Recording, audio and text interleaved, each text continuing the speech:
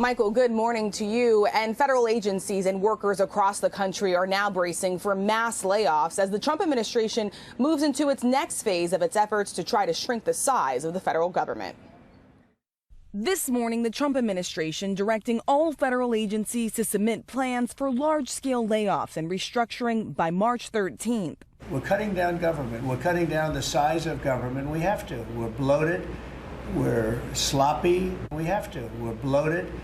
We're sloppy. Thousands of probationary workers have already been fired. The president saying the Environmental Protection Agency could cut 65% from its workforce. We're going to speed up the process, too. Some agencies have reversed course. One day after the Department of Veterans Affairs cut $2 billion in contracts, the department reversing some cancellations that may have affected medical care and benefits for veterans, including safety inspections at VA medical facilities and supporting cancer programs.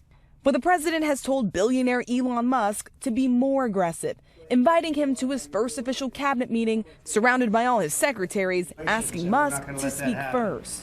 So I'm going to ask if it's possible to have Elon get up first and talk about Doge. Sources say some in the president's cabinet were caught off guard when he ordered federal workers to respond to an email listing 5 things they accomplished last week or lose their job. Trump almost daring those officials to speak up. Hey, Elon, let the cabinet speak just for a second. Anybody unhappy with Elon? If you are, we'll throw him out of here. Is anybody unhappy?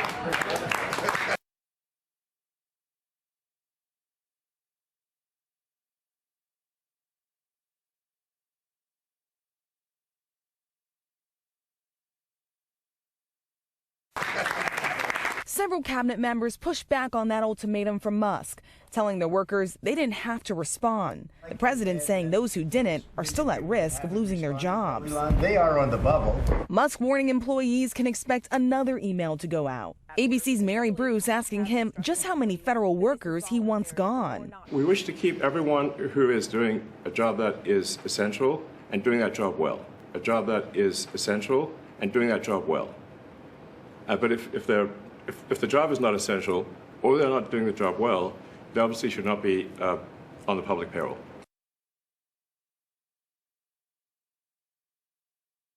And so what CDC has done is that we've really looked at the essential workforce and how to maintain that workforce, particularly at this time as we begin to get ready to reopen and have confidence in bringing our workforces back to work.